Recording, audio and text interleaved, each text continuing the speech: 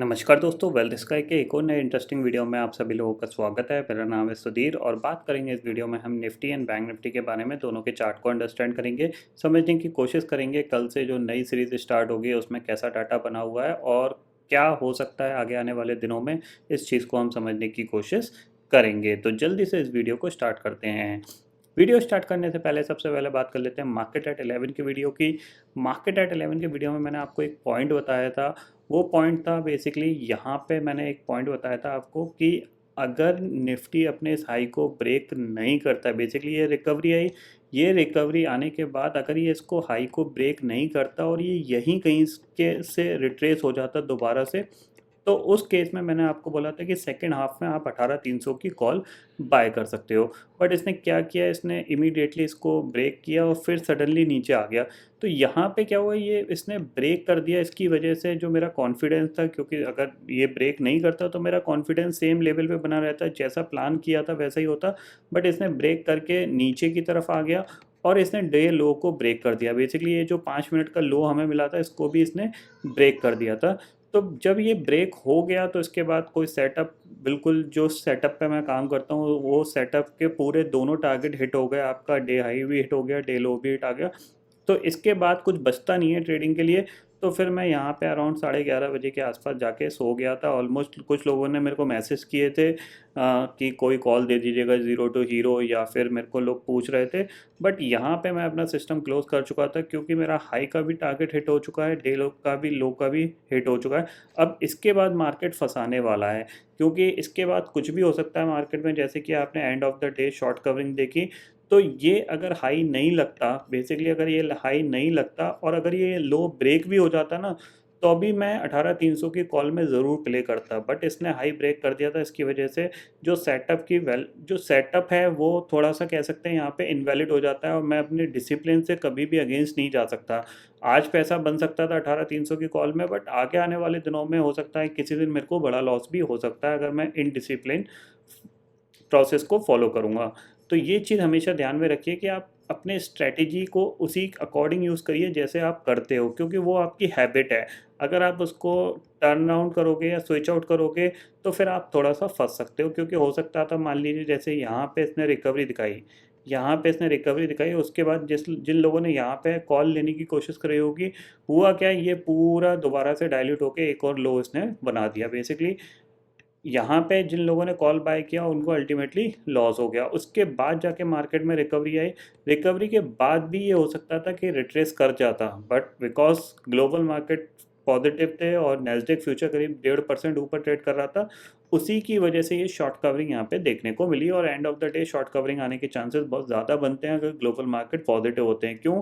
क्योंकि जाहिर सी बात है, जिनका यहाँ पे शॉर्ट है, मान लीजिए जिनका शॉर्ट है और वो मार्केट को नीचे ले जाना चाहने की कोशिश कर रहे हैं और लेटर सपोज वो नीचे ले भी गए, 18,200 के पास ले भी गए, तो होगा क्या, उनके मन में ये डर बना रहेगा कि ग्लोबल मार्केट पॉजिटिव है, नेक्स्ट डे गैप अप खुल सकता है और हम ट्रैप हो सकते हैं। तो उनको मजबूरन अपने शॉर्ट को काटना ही पड़ेगा।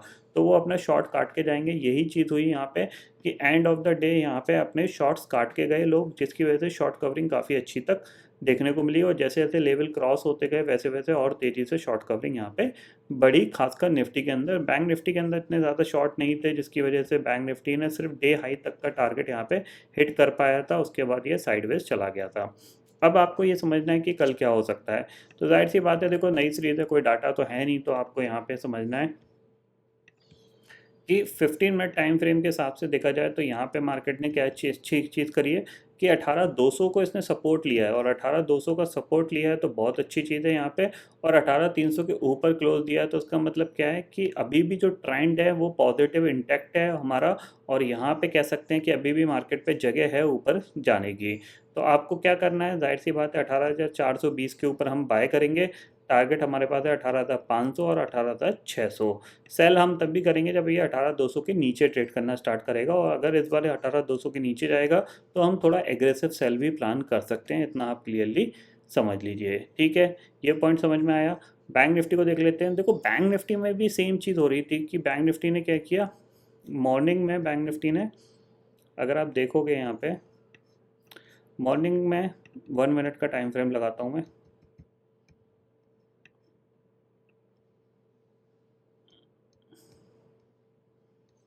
ये देखो यहाँ पे आपका मॉर्निंग में इसने ऑलमोस्ट 43,650 के आसपास का यहाँ पे, ये देखो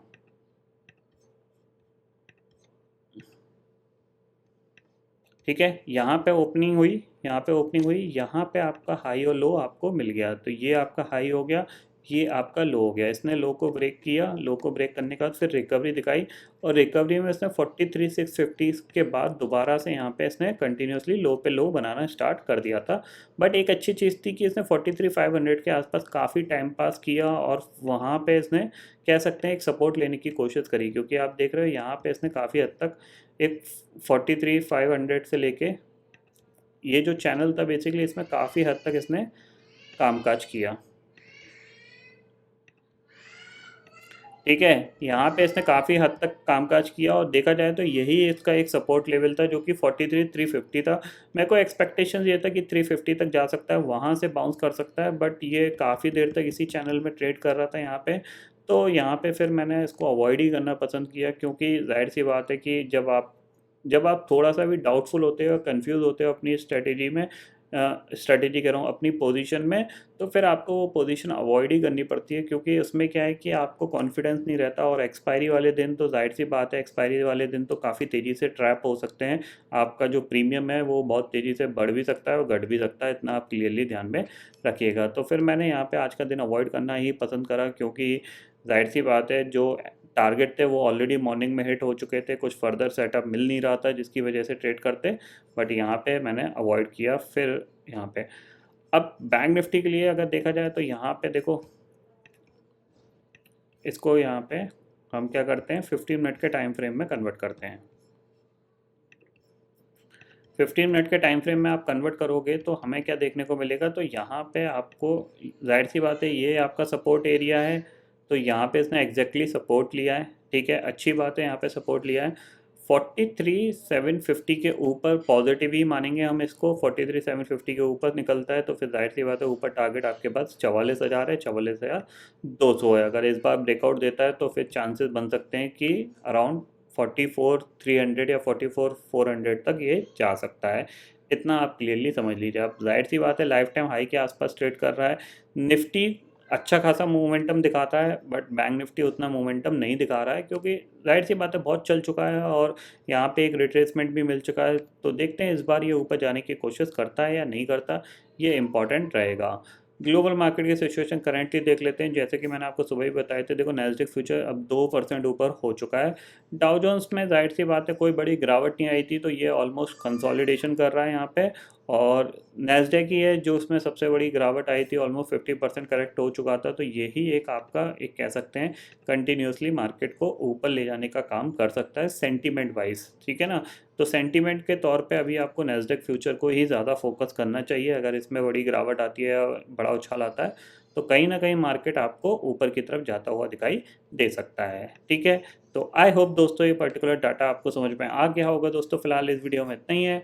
आई होप ये वीडियो आपको पसंद आएगा। वीडियो पसंद आता है तो लाइक और शेयर ज़रूर करिएगा, और चैनल को जो सब्सक्राइब कर लीजिए, क्योंकि मैं सुधीर लेके आता रहूँगा हर दिन आपके लिए नए नए वीडियो।